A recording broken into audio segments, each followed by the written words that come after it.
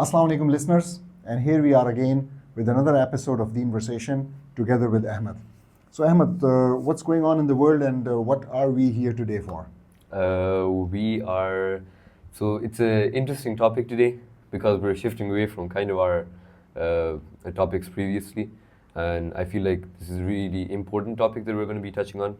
So a new world order has started under Trump. True. Yeah, and he's completely going against everything that, previous American presidents, their policies, diplomatic policies towards other countries. So he's really shifting shifting global politics as a whole. And we can see that by, the reciprocal tariffs that he put out, I think last week or somewhere. Oh yes, a huge bloodbath Huge. started in these American and world over stock exchanges. Yeah, so trade wars, we see them starting. So what can you say about the reciprocal tariffs? Can you... I would like to start with something which is, look, when Trump announced them and he made this speech and he called it the Liberation Day, if I'm not wrong. Yeah. He tried to portray himself, which means the United States, as a victim of this system. And I think nothing could be more ironic and nothing could be more ridiculous than a bully like the United States of America calling themselves a victim of the system which they themselves have put in place. So be it the United Nations, the IMF, the World Trade Organization, this whole economic system, which we can call the neoliberal economic system, which we call the capitalist system, the monetary policies, everything. This has been designed and put in place by the US. And we shouldn't forget, it was not just by convincing other countries. Rather, it took them only during the Cold War. It took them 64 covert and 6 overt operations. And when I say operations, they were really like regime change coups and other attempts which they made just in the Cold War. And if you look, there are studies which say from after the Second World War, 1946 till 2000, it's another 80 plus election interferences in foreign countries which the CIA did. So it's 80 plus 70, 150 interferences or coups or whatever you want to call it. Dictators, planting. Exactly. Why did they do that? It's very relevant. They did it so that those countries subscribe to the neoliberal economic policies of the United States, so that they bow down to the dollar, so that they become members of the IMF, of this whole free trade mantra which they were selling at that time. Pakistan is no exception. Now, this is what they did, and they milked the world while doing this. So they told every country, you have to open up and we will sell our products to you, and globalization, whatever fancy names they gave it.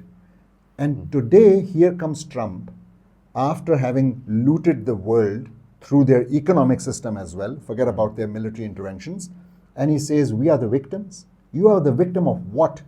You are the victim of actually the greed of your capitalists.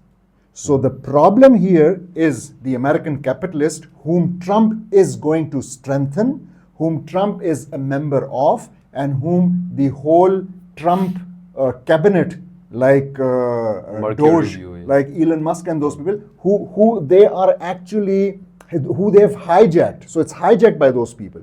So they are going to benefit, and the problem is actually this, and they are trying to sell it as if it's a problem of something else.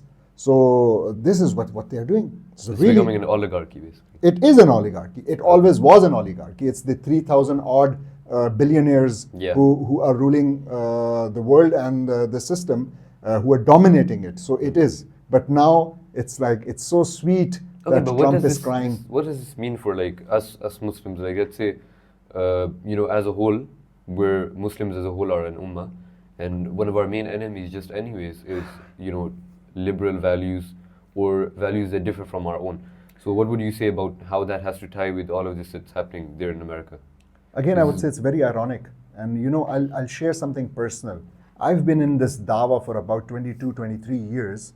And it's these 22, 23 years that I've been personally going to people and meeting them which includes policymakers, which includes economists, which includes political leaders, and trying to, so one of the part in Dawah is you try to convince them of the Islam's economic system. Okay, so whenever there is somewhere they're suffering, economic suffering, and Pakistan has seen a lot of it. So be it the electricity prices, the fuel prices, these IPPs. So we have made episodes on that as well. We have made podcasts. I've written a lot on these things.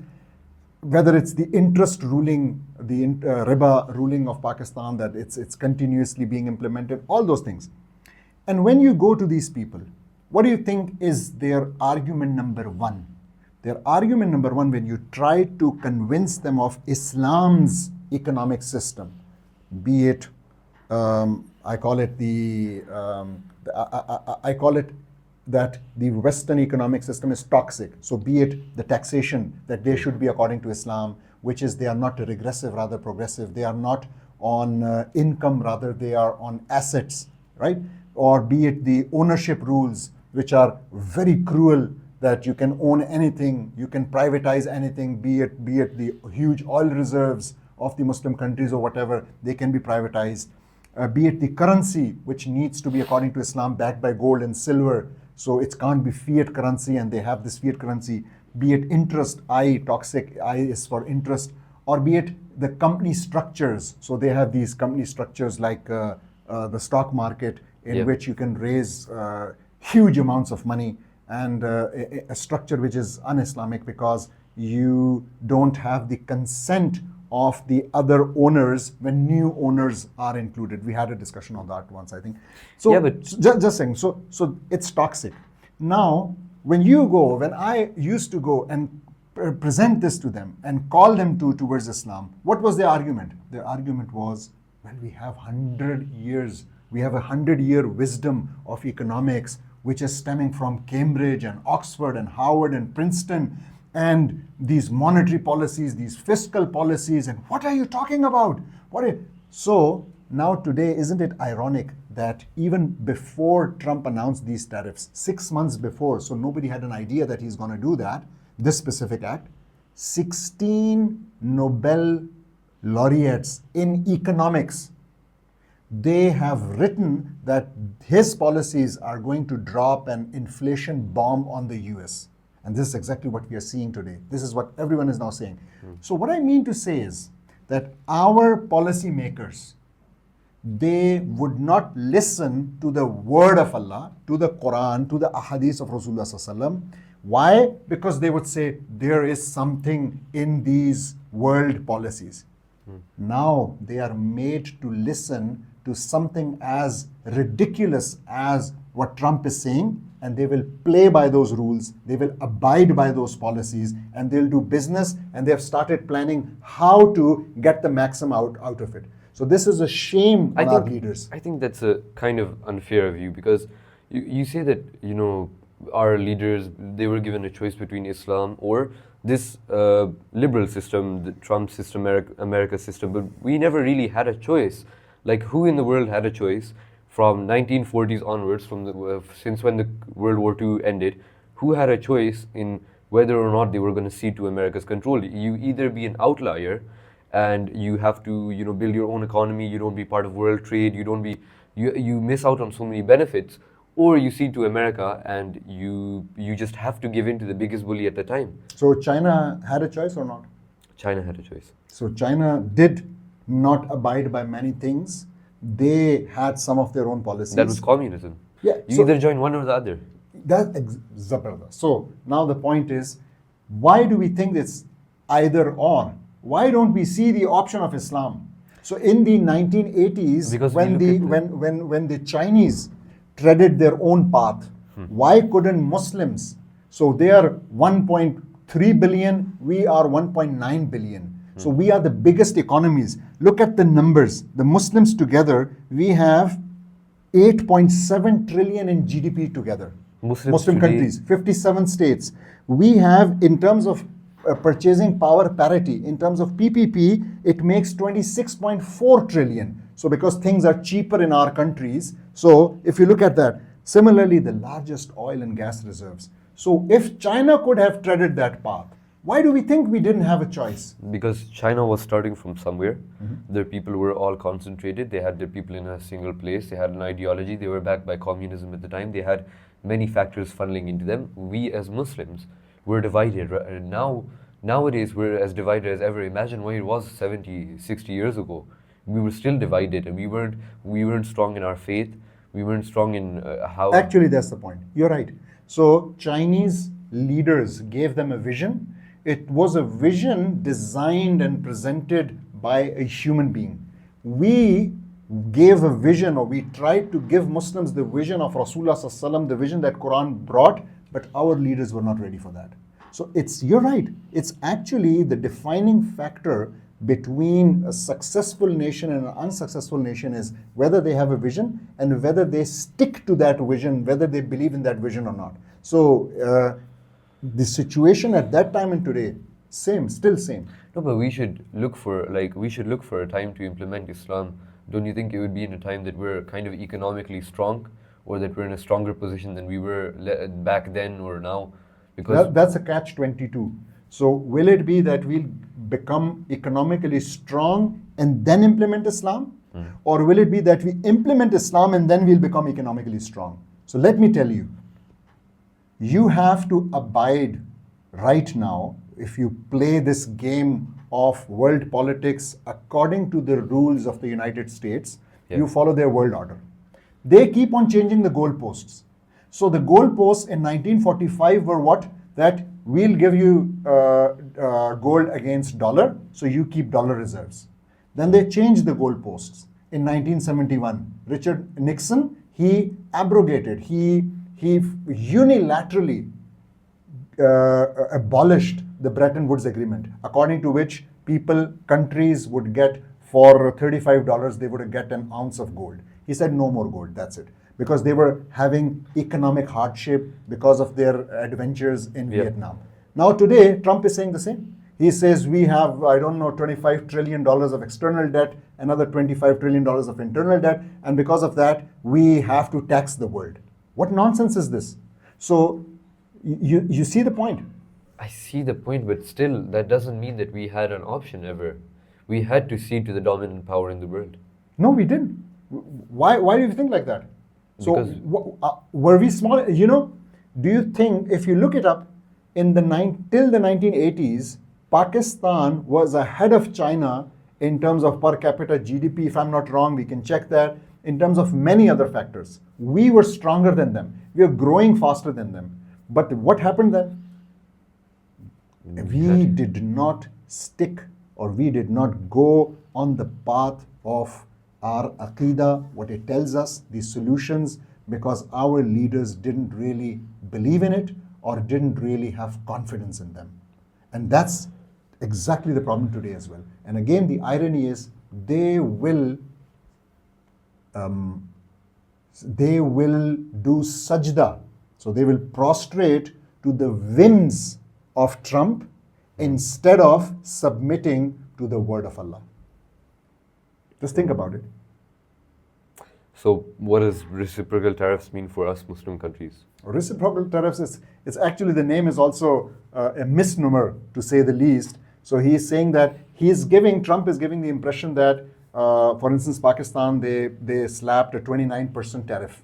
And the basis was that Pakistan, he says, has a 58% tariff customs on American goods. That's untrue. It's not the case. Rather, he calculated it simply based on what the trade deficit of a country is divided by the total exports to the US. Now, when you do that, basically what comes out is that many countries like Pakistan export more to the US. So we export to the tune of $5 billion a year. And we import much less than the US. So we import around $2 billion. So there's a $3 billion deficit. So you divide that deficit by the amount of exports. What comes out? It comes out 0.58, and he took that as 58%. So why do we import less from America? Because America doesn't produce cheap goods. Can we, Pakistanis, a nation like Pakistan or a nation like Vietnam or a nation like Bangladesh or a nation like Indonesia, can they all or many in their communities afford a Tesla or a Ford Mustang or things like that? No, they can't. And if we would buy shoes from you, they would cost us like $50, $100 a pair. Here we get it for $1 or $5 or $10. We have cheap labor here. You have cheap labor, exactly. So actually they can't even compete. So this is what I mean to say here is it's based on a lie. And secondly, American consumers are going to suffer. So it's actually going to make things more expensive for the United States of America and the consumers over there. And Peter Schiff, I think, he told that if someone is expecting, he's an economist, a US economist, he said if people are expecting that Nike is going to start producing shoes in the US, that's foolish. They're not going to do that. Because if they do that, the shoe is going to cost more than what is currently costing even when you put the tariff on. Yeah. So you put the tariff on. Why? Because it's so expensive. It's so damn expensive to produce something there. The labor is so expensive. You don't have that Vietnam or China or Indonesian labor over there. So you can't. So it's going to backfire. It's going to backfire. I think they even understand that, but their goal has never been the common American man as well. It's the capitalists. They will win out of this instead of these poor people. And look, you saw in just 2 days, 48 hours, after these tariffs on the stock market, Americans lost $6.4 trillion. Yeah. So that's actually what Trump is expecting they will earn in a whole year of tariffs. And they lost it already in 2 days. Crazy, okay. So this means bad for the American economy. I think so. I think so. Most of the economists think so. Yeah.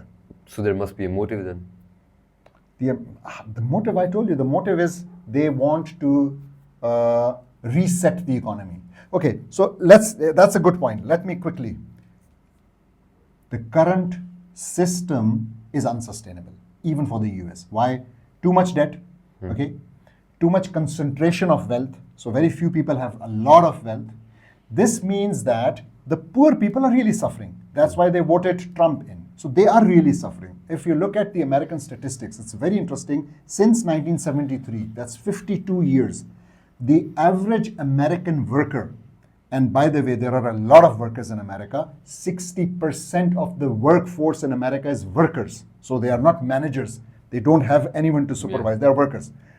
So the average wage adjusted for inflation has been stagnating. It has been same for 52 years. Yeah, and prices of housing and prices they have increased skyrocketed, which means that the average American can't afford a house anymore. He can't afford medical health care. The American dream is dead, basically. It's dead, exactly. Now, these people come in and are giving them false hope. So their false hope is actually, unfortunately, going to have a heavy price on the common man again. And we'll see that in a couple of years. We'll be making a podcast on that as well. All right.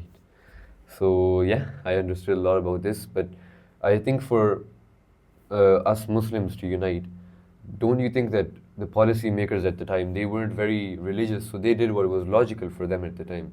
And going with a new system, that obviously we were proposing Islam, it was a new system. It was something that they had to build up from the ground up. So it was actually not a new system. Look, the policy makers weren't kuffar. They were Muslims like me and you, right? Yeah. So maybe they weren't convinced, maybe they hadn't studied it, but they were reciting these things. They were reciting the prohibition of riba in their prayers if they were praying, or in their Jummah khutbah if they were attending it. So, I mean, this is common knowledge. It's only a matter of that they put that aside. They were secular in their thinking. They thought that this is for the mosque, this is for the house, this is for your personal ibadat, and it's not actually meant for the society. And that's a big problem. And that's why it's our job through this podcast as well to make this understanding common that Islam is not a religion. Islam is a comprehensive way of life. It's a deen. It regulates every action, not just my connection with Allah subhanahu wa ta'ala. Rather, it regulates how we do business, how we run a government, how we save money, how we invest, how the company structure looks like, how we tax the people, how pricing looks like, all those things. All right. So we are clear about this? Yeah, we're clear. Okay, thank you very much. Thank you very much, audience. And please keep listening, keep liking, keep sharing so that the word gets spread. Thank you very much. Assalamu alaikum.